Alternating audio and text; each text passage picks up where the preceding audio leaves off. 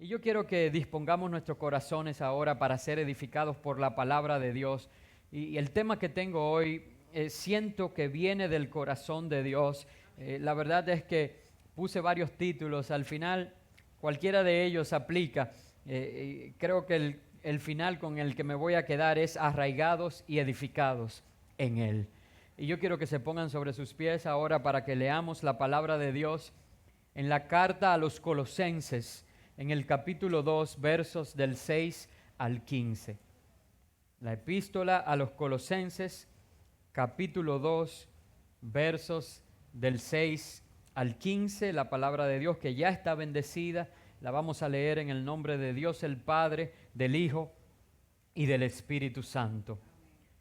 Por eso, de la manera que recibieron a Cristo Jesús como Señor, vivan ahora en Él, arraigados y edificados en Él, confirmados en la fe como se les enseñó. Estoy leyendo en Nueva Versión Internacional. Confirmados en la fe como se les enseñó y llenos de gratitud.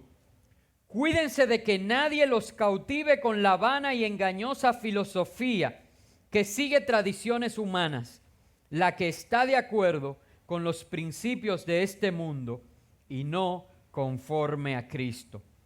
Toda la plenitud de la divinidad habita en forma corporal en Cristo, y en Él, que es la cabeza de todo poder y autoridad, ustedes han recibido esa plenitud.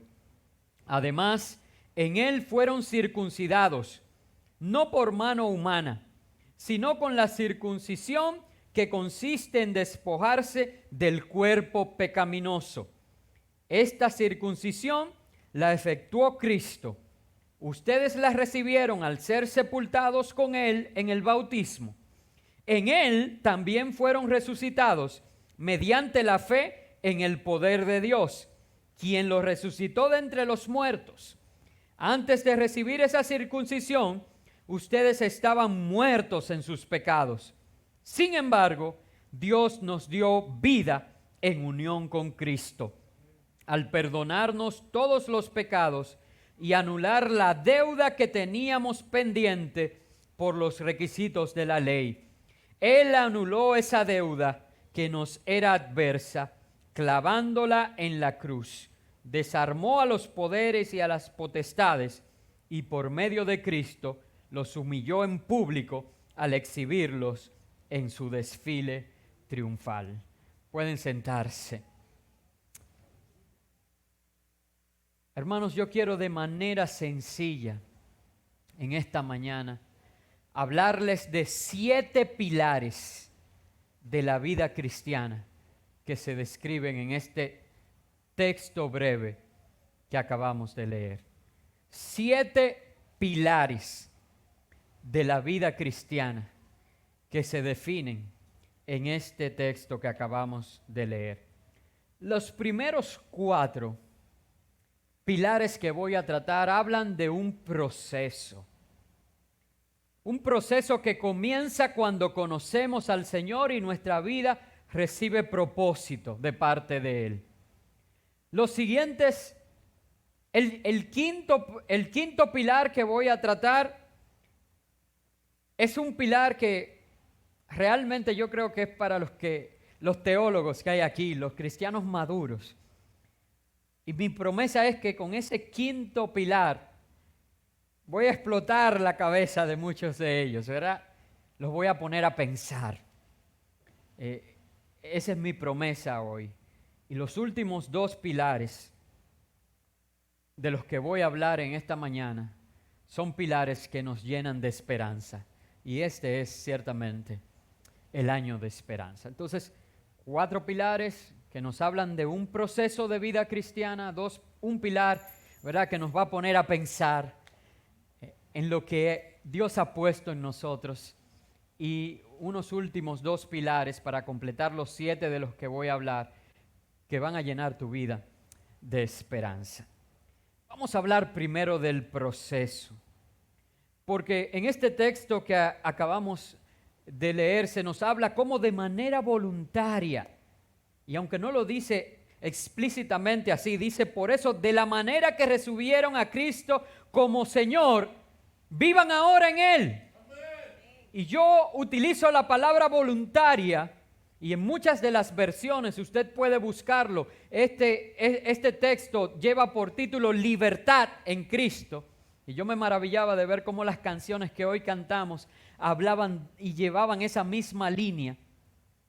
Hay libertad en la casa de Dios. Y yo les pregunto, hermano, ¿cómo usted vino a conocer al Señor? ¿De qué manera usted recibió a Cristo? ¿Alguien le puso una pistola en la cabeza? ¿Alguien lo empujó o lo obligó? No, de manera voluntaria. Un día usted levantó su mano para conocer al Señor. Y los que están aquí hoy, que han sido invitados, de manera voluntaria, puedes tú también decirle sí al Señor, porque ya Él hizo todo lo que era necesario hacer, entregó su vida por amor a ti. Y lo único que a ti te corresponde es reconocer ese sacrificio como bueno y válido en tu vida. Y con eso ya Él ha ganado para ti salvación y vida eterna. Un negocio redondo, de verdad, donde nosotros no ponemos nada y lo ganamos todo. Entonces, ¿qué falta? Decir sí. Acepto. De manera voluntaria, nosotros venimos a conocer al Señor. Y entonces de esa misma manera se escribe en esta carta que debemos andar y vivir en Él. Hermanos, si yo les quiero preguntar, y a manera quizás hasta retórica, pero ¿usted cree que todos aquellos que nos hacemos llamar cristianos andamos conforme a la vocación con que hemos sido llamados? ¿Usted cree que todos los que estamos hoy aquí, porque es muy fácil pensar en otros, ¿verdad? Y señalar y juzgar a otros, pero usted cree que hoy los que estamos hoy aquí, todos estamos viviendo conforme a tener a Jesús en el corazón? Eso nos pone a pensar. Tus acciones, tus palabras, cuando nadie te ve, ¿quién eres? ¿Se puede ver a Cristo en ti? La razón por la que esta pregunta se hace tan difícil de contestar, primero porque no queremos reconocer que la respuesta es que no todos. Porque resulta hasta un tanto ofensivo pensar en esta respuesta. Y yo creo que lo que afecta el crecimiento, lo que afecta nuestro desarrollo en el Señor, es que no hemos pasado por el proceso que se describe en este texto. Y que yo creo que hoy muchos de nosotros tenemos que empezar a construir estos pilares en nuestras vidas y permitir que ellos sean quien nos sostenga. Van a venir vientos, van a venir las muchas aguas, pero si nosotros edificamos de manera adecuada nuestra vida en el Señor, a pesar de todo eso, nuestra casa permanecerá firme. Y lo primero que se nos insta como pilar en este texto, cuando dice, y vivan ahora en Él, dice, arraigados en Él. Y esto de arraigados nos habla, y otras versiones lo dicen así literalmente, enraizados. Eso nos habla del fundamento. Eso nos habla, ¿verdad?, de la base. Y la Biblia habla de la parábola de los dos cimientos, ¿verdad?, donde dice que el hombre sabio edifica su casa sobre la roca. Y la roca es Cristo. El fundamento sobre el cual tiene que sembrarse tu vida es Jesucristo. Jesucristo debe ser el fundamento de tu vida. Hermanos, y antes de pensar en cualquier proyecto de vida, Antes de pensar en formar familia, en tener novio, en querer tener hijos, en tener negocios, en un empleo, en los estudios. Y por eso muchas veces estas cosas que en sí mismas no son malas, se convierten en cosas negativas para nosotros que afectan nuestro desarrollo. Porque antes de cualquiera de esas cosas, lo primero, y yo sé que aquí hay ingenieros, ¿qué es lo primero que se hace cuando se va a levantar una edificación? El fundamento, la zapata, la base. Y mientras más alto se pretende construir el edificio, ¿qué pasa con la zapata? Que más profunda y más fuerte debe cavarse y debe construirse. Entonces, hermanos, yo quisiera que hoy, si tenemos que empezar de nuevo, lo hagamos. Y que construyamos sobre un fundamento firme. Y yo quiero leer Efesios. Voy a leer mucha Biblia hoy. Así que por favor traten de seguirme. Y vamos a leer Efesios 2, los versos del 1 al 10. Voy a leer rápido porque son muchos versos. Pero quiero que me sigan porque estos versos hablan de fundamento. Un ejemplo de fundamento es esto que voy a leer. No es todo el fundamento, pero es un ejemplo del fundamento. En otro tiempo, ustedes estaban muertos de ahora en adelante, multimedia, déjenme así, pero de ahora en adelante úsenme Reina Valera 60 en todo cuanto voy a usar, por favor. Pero déjenme en nueva, bueno, me la cambiaron, perfecto. Él os dio vida a vosotros, no, la 60 quiero. Él os dio vida a vosotros cuando estabais muertos en vuestros delitos y pecados, en los cuales anduvisteis en otro tiempo, siguiendo la corriente de este mundo, conforme al príncipe de la potestad del aire, el espíritu que ahora opera en los hijos de desobediencia. Entre ellos vivíamos también todos nosotros en otro tiempo, andando en los deseos de nuestra carne, haciendo la voluntad de la carne y de los pensamientos. Y éramos por naturaleza hijos de ira, lo mismo que los demás. Pero Dios, que es rico en misericordia, por su gran amor con que nos amó, aun estando nosotros muertos en pecados, nos dio vida juntamente con Cristo. Por gracia sois salvos. Juntamente con Él nos resucitó y asimismo nos hizo sentar en los lugares celestiales con Cristo Jesús, para mostrar en los siglos venideros las abundantes riquezas de su gracia en su bondad para con nosotros en Cristo Jesús.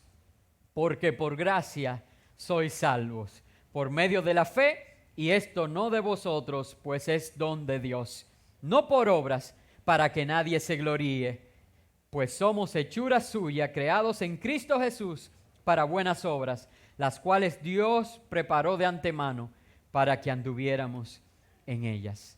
Eso es fundamento. Eso es fundamento. El fundamento es el concepto de que no se trata de lo bueno que tú has sido, se trata de la gracia de Dios.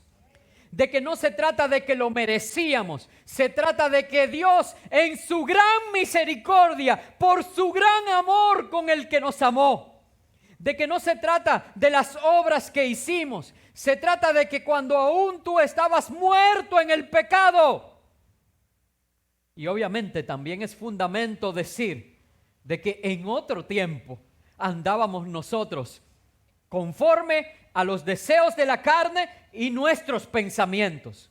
¡Ya no más! Eso es fundamento. Y como pastor de esta casa, yo tengo la responsabilidad de predicar eso y no me voy a callar nunca.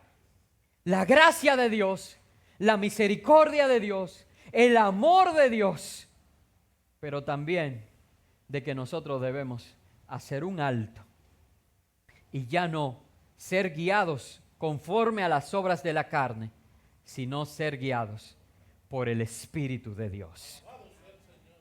El primer pilar que debemos tener nosotros es arraigarnos en el Señor. Y tú tienes que sostenerte allí, que nada te mueva de allí. Hermanos, hay cosas que no se negocian. Con el pecado no se juega. Con el enemigo de Dios no se negocia. Nosotros tenemos que andar como hijos de luz, porque la luz ha resplandecido sobre nosotros. En primer lugar, este texto nos dice, vivan ahora en Él arraigados. Lo primero que tienes es que crear el fundamento en el Señor. En segundo lugar dice, edificados en Él. Y así como arraigados nos habla de fundamento, edificados nos habla de crecimiento. Hermanos, la zapata está puesta, es Cristo. Y lo que tú tienes es que elegir a Cristo. Cuando tú eliges a Cristo como base, como fundamento, todo lo que construyas será sobre Él. Pero tienes que construir. Ninguna zapata en sí misma impresiona. Uno pudiera decir, wow, qué hondo cavaron ese hoyo de esa torre. Mira qué fuerte ese vaciado de hormigón. Mira qué base tan grande, tan profunda. Pero hermanos, no hay nada de verdad que llame tanto la atención como el edificio que se ha levantado impresionante hacia las alturas. La zapata es Cristo. Nosotros nos fundamentamos en Él y nos arraigamos en Él. Hermano, pero es necesario que crezcamos. No, me es imposible hablar de crecimiento en el proceso de vida cristiana y no pensar en mi pastor.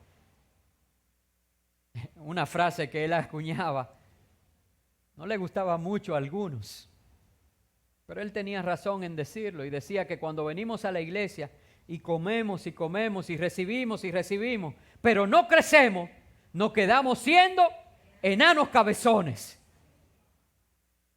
Y a muchos le ofendía, pues que se ofenda. El evangelio es ofensivo, hermanos. El evangelio tiene que ofender porque nos confronta con nuestro pecado, con la inercia, con la apatía. No es digamos algo loable en nosotros que nosotros recibamos palabra de Dios domingo tras domingo y que no crezcamos. Hermanos, usted tiene hoy que ser más maduro espiritualmente que ayer y menos que mañana. Porque cada día tenemos que ir creciendo espiritualmente. En Efesios 4, del 11 al 15, se habla de este proceso de crecimiento que refuerza este pilar de edificación que estoy compartiendo con ustedes. Y dice, y Él mismo constituyó a unos apóstoles, a otros profetas, a otros evangelistas, a otros pastores y maestros, a fin de perfeccionar a los santos para la obra del ministerio, para la edificación del cuerpo de Cristo, hasta que todos lleguemos a la unidad de la fe y del conocimiento del Hijo de Dios, a un varón perfecto, a la medida de la estatura de la plenitud de Cristo, para que ya no seamos niños fluctuantes, llevados por doquiera de todo viento de doctrina, por estratagema de hombres, que para engañar emplean con astucia las artimañas del error, sino que siguiendo la verdad en amor, crezcamos en todo, en aquel que es la cabeza, esto es Cristo. Hermanos, por eso es que tenemos nosotros que seguir creciendo. Porque, imagínense, mídase con la estatura del varón perfecto. Ese es un ejercicio que a mí no me gusta. Pero es bíblico. Porque la Biblia dice que un día llegaremos a alcanzar la estatura del varón perfecto. Entonces tenemos que cada día medirnos. Y entonces, hermano, dime, ¿cómo va tu medida? ¿Ya lo alcanzaste? Entonces tiene que seguir creciendo. Nos vamos a quedar de brazos cruzados diciendo, es que me falta tanto. No, hermano, si la Biblia te manda Tú tienes que seguir creciendo cada día hasta que alcancemos la estatura del varón perfecto que es Cristo Jesús. Hermanos, es necesario que crezcamos. Sobre todo que el tiempo ya se acerca. Cristo viene pronto. Y arrepiéntete, sí. Aquí en la iglesia hay que decirlo. Cristo viene pronto. Y arrepiéntete. Tenemos que crecer en nuestra fe. Si nos arraigamos en el Señor y somos edificados en Él, entonces lo próximo que dice es que seamos confirmados en la fe como se les enseñó. Tercer pilar es ser confirmados en la fe. Yo le he puesto también a este pilar ser probados y aprobados. ¿Saben? Porque la fe no se trata de palabras.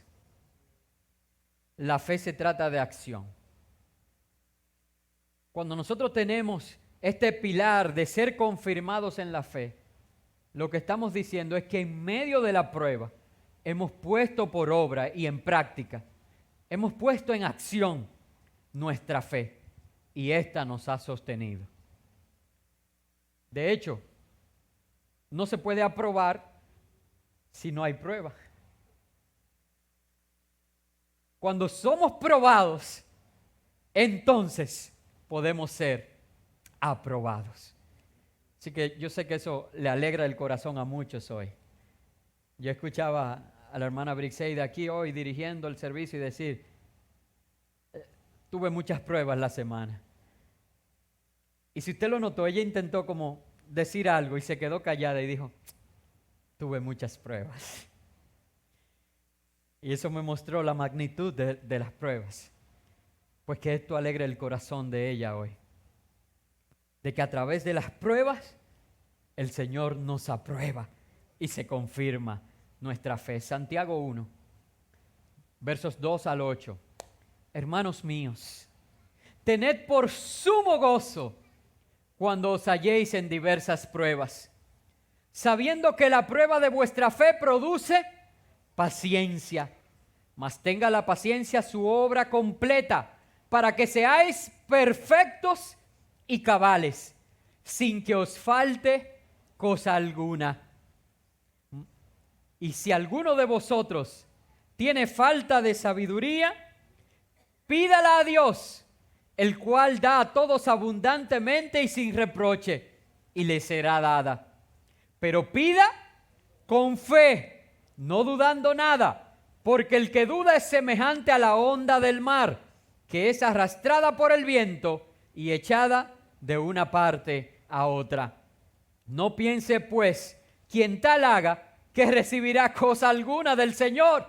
El hombre de doble ánimo es inconstante en todos sus caminos. Hermanos, si en medio de la prueba usted dice, ya sí fue.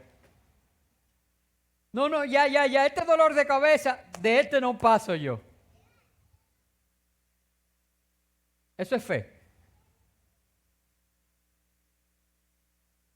Hermanos, nuestra fe debe ser puesta en acción. Y si decimos y predicamos que Él es nuestro sanador, ¿cuándo es que eso se demuestra? ¿Cuándo hay una enfermedad? Entonces nosotros predicamos en un Dios sanador, pero no nos queremos enfermar. Nosotros predicamos en un Dios, ¿verdad? Que suple, un Dios proveedor, pero queremos tener abundancia. Pero ¿saben cuándo es que usted ve a Jehová como Jireh? Cuando Él es quien provee. ¿Usted sabe cuándo es que usted lo ve como su estandarte? Cuando sin Él usted no puede permanecer de pie.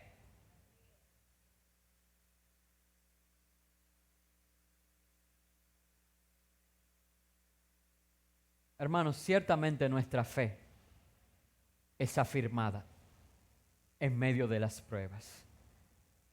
Y como un pilar de este proceso de vida cristiana, nosotros tenemos que ser confirmados en nuestra fe. Es decir, ser probados y aprobados. Que el Señor diga, mira, ese está fundamentado en mí, arraigado. Ese está construyendo, creciendo en mí. ¿Verdad? Está creciendo, está siendo edificado. Y diga, mira, fue probado y su fe lo hizo aprobar. Por tanto, ese está confirmado en el proceso de vida. Yo no sé si algunos allí sentados quieren pasar por este proceso. Saben, yo quiero. Yo quiero. Porque este proceso es el proceso de vida cristiana. Y yo quiero vivir una vida para Cristo. Así que no tengas temor. Veo que se están poniendo muy serios. Hermanos, esto es bendición. Y lo que estoy predicando es bendición. Cuarto pilar, y con este concluye la parte del proceso.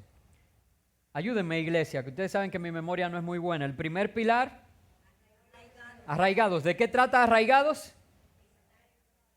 De fundamento, de enraizado. Segundo pilar, edificado. ¿De qué trata en tu vida? Porque es de vida cristiana que estamos hablando. De crecer espiritualmente. El tercer pilar, ¿de qué trata eso? De confirmado en la fe. Ser probados y aprobados. Ahí es que bajan la voz. Aprobado y aprobado. Cuarto pilar, ¿cómo dice? Después que dice confirmados en la fe como se les enseñó. Y dice, y llenos de gratitud. Hermanos, si esto habla de alabanza, de ninguna manera esto habla de queja. Ahora en tu vida cristiana, ¿qué está dominando?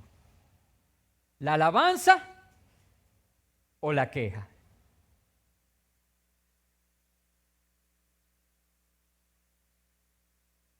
En serio, yo tenía expectativa de que este mensaje era más suave. Pero yo tengo que decir lo que Dios me dice. Hermano, ¿qué está dominando tu vida? ¿La queja o la alabanza? Porque la Biblia dice que en el proceso de vida cristiana, así como recibiste al Señor de manera voluntaria, así vive en Él, arraigándote, edificándote, confirmado por tu fe y lleno de gratitud. Hermano, no dice cada vez que te den un milagro, cada vez que Dios te bendiga, cada vez que se abran los cielos, cada vez que Dios extienda su mano hacia ti. Dice no, dice que tu vida cristiana debe ser una vida llena de gratitud a Dios. Así que si hoy tú estás en medio de la prueba, gloria a Dios, uno de los pilares se está construyendo. Aún en medio de esa prueba, llena de gratitud tu vida hacia Dios. Y hay muchísimas cosas hoy que tú no has pensado por las que tienes que darle gracias a Dios. Y si tú crees que no hay ninguna, deja de respirar ahora mismo. Vamos a contener la respiración, vamos a ver.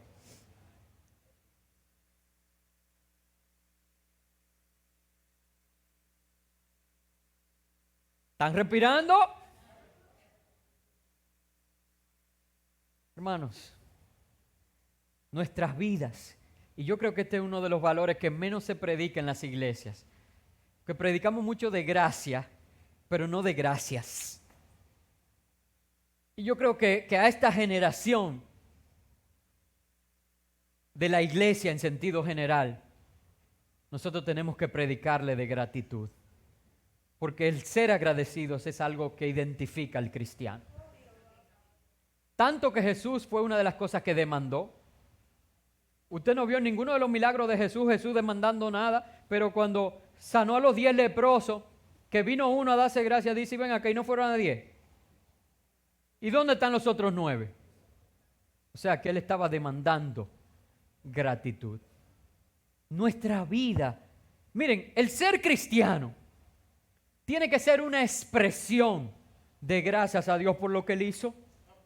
Hermano, porque nadie más, mira, es que no es que nadie más quiso, es que nadie más podía ganar para ti salvación y vida eterna. ¿O no se deprimía Juan en Apocalipsis cuando vio que no había nadie que podía abrir los rollos? Y tuvieron que consolarlo y decirle, espérate, tranquilo. Hay uno. Él es digno.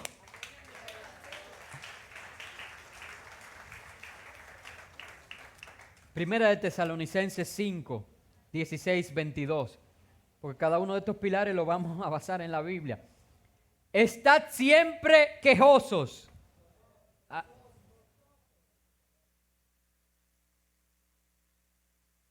Perdón, es que me estoy llevando de alguno que pastoreo. Ok, ahora sí. Estad siempre gozosos. Orad sin cesar. Dad gracias en todo, porque esta es la voluntad de Dios para con vosotros en Cristo Jesús. Hermanos, mira, muchos que se preguntan, ¿cuál es la voluntad de Dios para mi vida? Aquí lo acabamos de leer. Pastor, ¿y cuál es la voluntad de Dios para mi vida? Que des gracias a Dios en todo. Primera de Tesalonicenses 5:18, te lo aprende así. La voluntad de Dios para tu vida es que seas agradecido. Hermanos, y pudiéramos predicar solo un mensaje de ese versículo, porque que de ahí, de ser agradecidos, se desprende nuestra vida de adoración y de alabanza a Dios. De ser agradecidos se desprende nuestra vida de servicio a Dios. De ser agradecidos se desprende incluso nuestra actitud al dar y ofrendar para Dios. De ser agradecido se desprende nuestra obediencia a Dios. Hermano, porque es que yo tengo que ser agradecido. El otro día escuché a alguien que dijo, no, porque es que yo tengo que hacer lo que sea por X político. Porque es que yo le agradezco demasiado. Y entonces yo estoy pensando si yo tengo que servir a Dios o no. Si yo tengo que darle a Dios el diezmo o no. Si yo tengo que dedicar mis horas a Dios o no. Pero si le agradece demasiado a un político. Imagínese. ¿Qué tú le agradeces al Señor? Si yo fuera Marco Yaroide se lo dijera. Pero como soy yo, no voy a cantarlo. Neurita loca, óyele la risa que yo cante, pero no voy a cantar. Son 7 pilares. Estos 4 hablan de proceso. Arraigados, edificados, confirmados y gratitud. Y yo quiero hacer una encuesta antes de pasar a los otros 3 pilares. Porque el quinto dije que para explotar la cabeza, ¿verdad? Así que tengo que ver el grado de madurez. ¿Cuántos están en el proceso de ser arraigados al Señor? ¿Cuántos están allí? ¿Cuántos están conociendo del Señor, enamorándose del Señor ahora? ¿Cuántos están en ese primer amor? ¿Cuántos están leyendo la palabra de Dios, llenándose de su verdad? ¿Cuántos quieren hacer su voluntad? ¿Cuántos quieren no fallarle a Él y se niegan a sí mismos, toman su cruz y le siguen? ¿Cuántos están desechando las obras de la carne y viviendo conforme al Espíritu de Dios? ¿Cuántos han pasado al segundo paso y ya están siendo edificados? Que no quieren de ninguna manera. Oye, qué expresión tan fea utilizó el pastor, enano cabezón. Yo no quiero que me llamen así.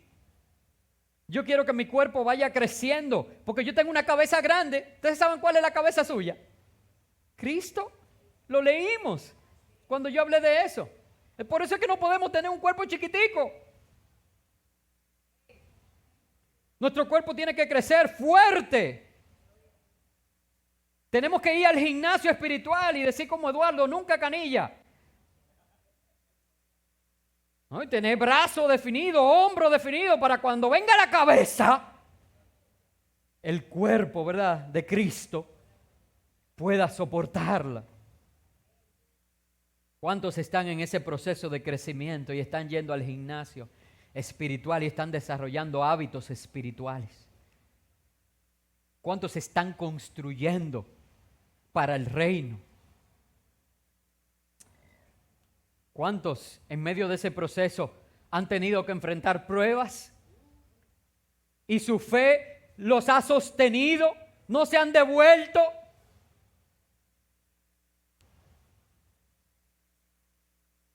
¿Cuántos en medio de la prueba ponen en práctica su fe y declaran la palabra de Dios? ¿Cuántos cuando son tentados detienen y resisten al enemigo con la palabra de Dios? Sí, porque eso es prueba también. Ahí mismo en Santiago donde leímos, los próximos versos que siguen, hablan de eso, de la tentación. Y dice, el que es tentado no diga que es tentado por Dios, porque Dios no tienta a nadie, sino que cada uno de su propia concupiscencia. Y habla ahí del círculo del pecado, que todo empieza en el corazón. Y que por los pensamientos y por tu concupiscencia, por esos deseos carnales, tú quieres hacerlo, lo quiero. Y no mido las consecuencias y lo hago. ¿Cuántos están siendo probados? Y su fe en ese momento, como José, que ya le habían quitado la ropa y prefirió irse y dejar a la esposa de Potifar con su ropa en la mano, pero no fallarle a su Dios. Y eso le costó ir a la cárcel. Pero cuando vas a la cárcel por causa del Señor, Dios te lleva al palacio, y al palacio fue José.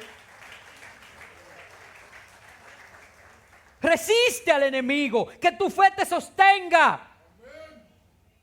Sé confirmado en tu fe, que pueda decir varón probado y aprobado. Y varona, ¿verdad? ¿Cuántos tienen un corazón agradecido? Y su vida es una vida de alabanza a Dios. ¿Dónde estás en ese proceso?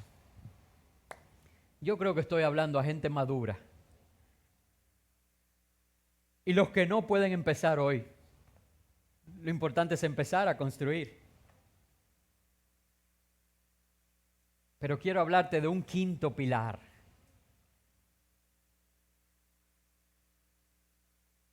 Y ese quinto pilar es la plenitud.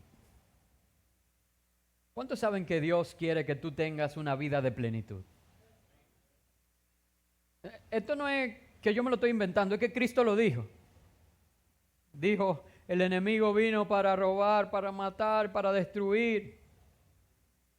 Dijo, mas yo he venido para que tengan vida y la tengan en abundancia. Nuestra vida tiene que ser una vida de plenitud. Eso de cómo tú estás ahí, eso es lo del mundo. Tú puedes estar en medio de la prueba, tú puedes estar azotado, tú puedes estar en mala. Pero tu vida es una vida plena en Cristo Jesús. Por eso fue que Pablo lo dijo, yo he aprendido a tener abundancia, a tener escasez, con todo yo me contento.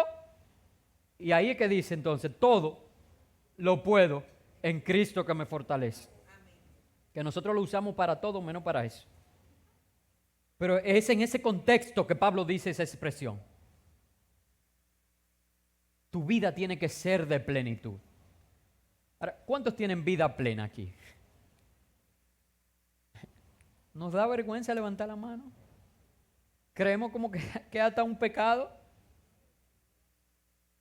Decir vida plena y Dios quiere. Ahora, yo quiero que los teólogos me lo expliquen, porque yo no lo he entendido. Vamos a ver esa plenitud que habla aquí, en los versos 9 y 10 del texto que estamos leyendo en Colosenses 2, ¿verdad? Del 6 al 15. Volvemos al texto, los versos 9 y 10. Porque en Él, ¿de quién habla? De Cristo. ¿Están listos los teólogos? Para que ayuden a su pastor. En Él habita corporalmente toda la plenitud de la deidad. Déjamelo ahí, espérate, déjamelo ahí, no lo cambie todavía. Es que esto es demasiado... boom. En Él, es decir, en Cristo, habita corporalmente, es decir, en un cuerpo, toda la plenitud de la deidad, es decir, de Dios. Y ahora, yo quiero que por un instante tú pienses en Dios. ¿Qué tan grande es Dios? ¿Alguien me puede decir?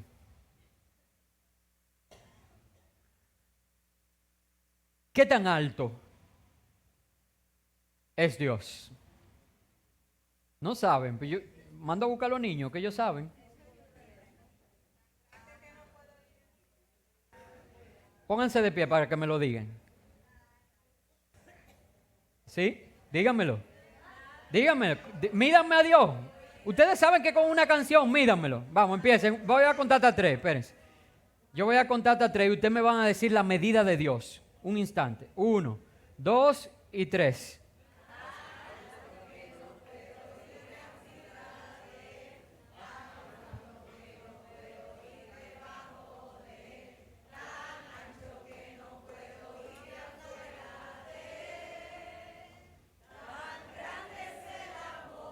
Otra vez para aprendérmelo.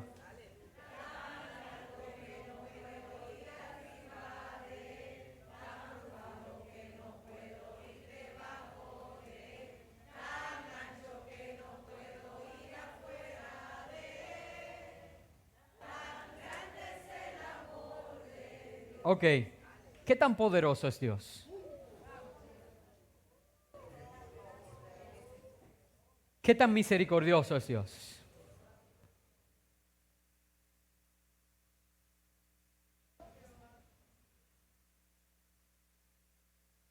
Como de aquí a Júpiter. ¿Eh? ¿Alguno de ustedes ha ido a Júpiter?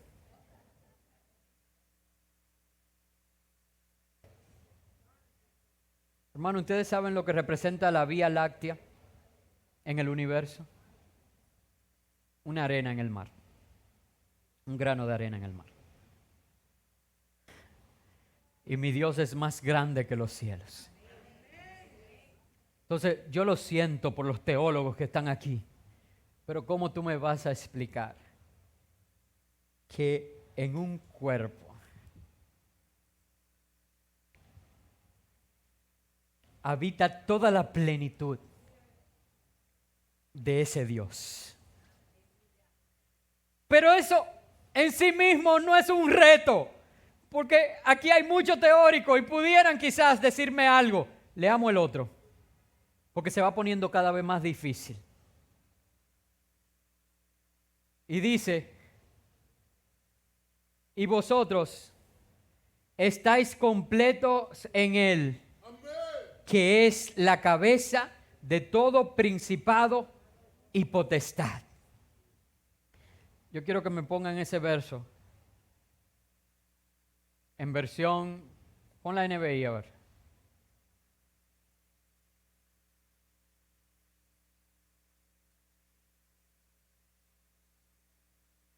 Déjala ahí. Esta me va a ayudar más. ¿Se acuerdan del 9, verdad? Estamos en expectativa. Toda la plenitud de la deidad habita corporalmente en Jesús. En el cielo hay un Dios invisible y hay un Dios visible, que es un mismo Dios. Ahora mira esto. Y en Él, que es la cabeza de todo poder y autoridad, ustedes han recibido esa plenitud.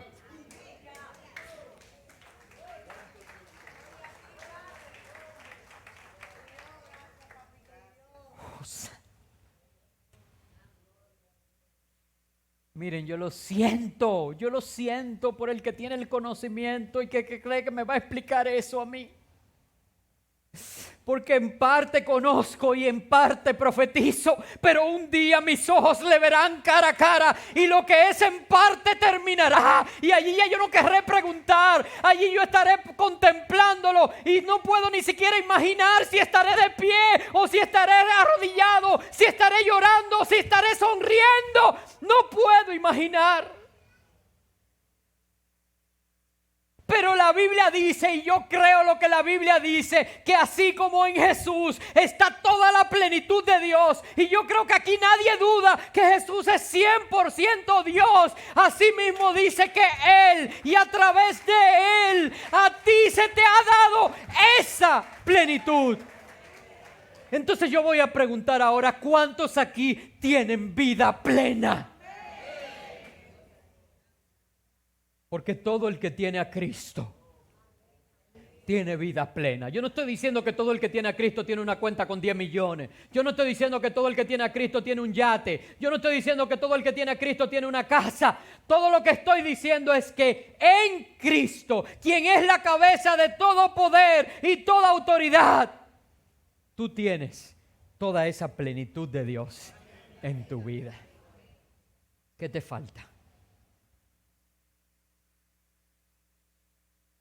¿Qué te falta?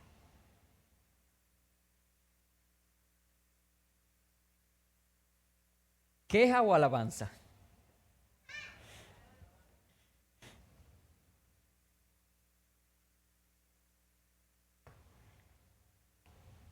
Vamos a dejar ese quinto pilar ahí.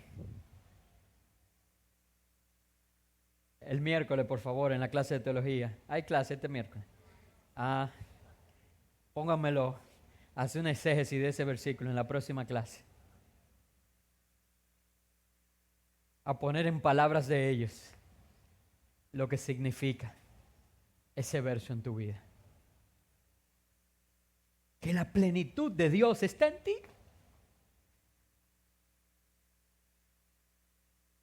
Y hay dos pilares que me falta completar hoy. Y son pilares que me llenan de esperanza. Porque yo dije ahorita que tenemos una meta de llegar a la estatura del varón perfecto que es Cristo. Y la verdad es que cuando me mido con Cristo, siempre estoy en desventaja. Por mis pecados, por mis debilidades. Y el sexto pilar trae una solución a eso. Y es el perdón. Vamos a verlo en los versos 13 y 14 del texto que leímos. Y esto no es religiosidad. Pero dice, antes de recibir esa circuncisión, porque hemos sido circuncidados, estaban muertos en sus pecados. Sin embargo, Dios nos dio vida en unión con Cristo al perdonarnos todos los pecados. El 14. Y anular la deuda que teníamos pendiente por los requisitos de la ley. Él anuló esa deuda que nos era adversa, clavándola en la cruz. David, perdóname, pero esta no se lee igual. Ponme Reina Valera 60 y ponme esos dos versos de nuevo. Hay un sabor, hermanos, en estos dos versículos. Y a vosotros, estando muertos en pecados y en la incircuncisión de vuestra carne, os dio vida juntamente con Él, perdonándoos todos los pecados, anulando el acta de los decretos que había contra nosotros, que nos era contraria, quitándola de en medio y clavándola en la cruz. Hermanos, ya no recuerdes más ese pasado. Hermanos, no te atormentes más con tus fallas y debilidades. Yo no te discuto. Es cierto que las tenías. Es más, por si no lo sabía, había ya una sentencia. Había un decreto, un acta de decreto que decía culpable. Pero Jesús tomó esa acta real, justa, que merecías. Esa sí no fue por gracia, esa te la ganaste. Y Jesús la tomó y la clavó en la cruz del Calvario. Y dijo, yo el inocente, me entrego por él, el culpable. Y ahora tú eres perdonado por medio del sacrificio perfecto de Cristo Jesús. El sexto pilar en el que nuestra vida cristiana se sostiene es el perdón. Hermanos, no tenemos que cargar culpas ya. ¡Sé libre! ¡Sé libre de esa carga de pecado y de tu debilidad a través del sacrificio de Jesús en la cruz! Y el último pilar se desprende allí mismo en el verso 15.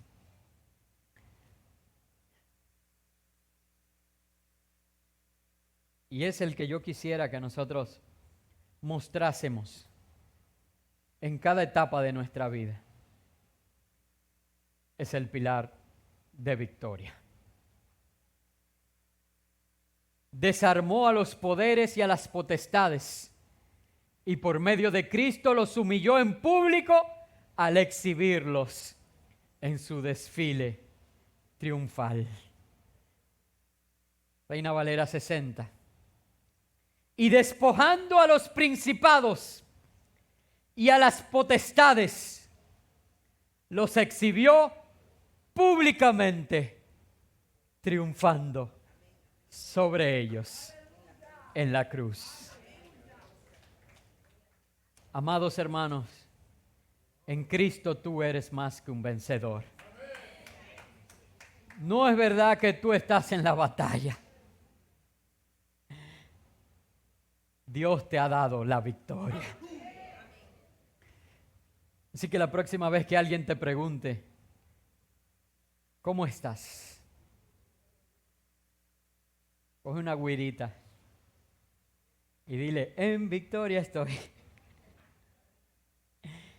¡Estás en victoria! Porque Cristo ganó para ti, para que tu vida sea de gloria en gloria. Y para que tú tengas en Él la victoria. Así que yo quiero que nos pongamos de pie y recordemos rápidamente, con esto terminamos en la mañana de hoy. 7 pilares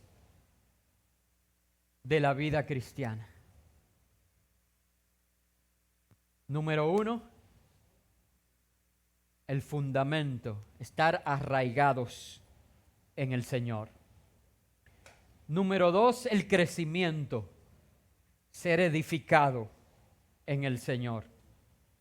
Número 3, probado y aprobado, es ser confirmado en la fe, como te ha sido enseñado.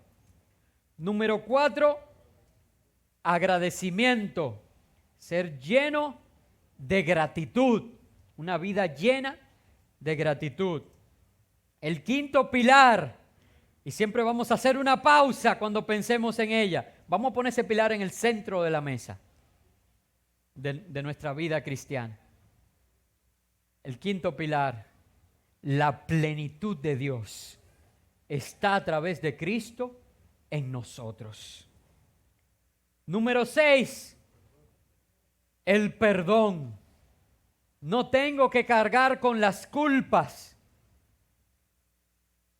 porque ya Cristo las clavó en la cruz del Calvario para que yo pueda ser libre.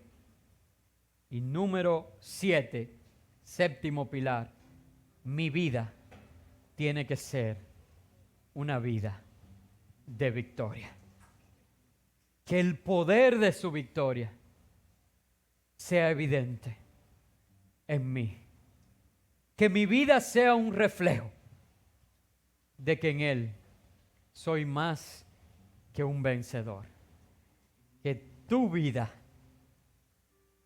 sea un testimonio de vida cristiana, como lo describe el apóstol Pablo en esta carta a los colosenses.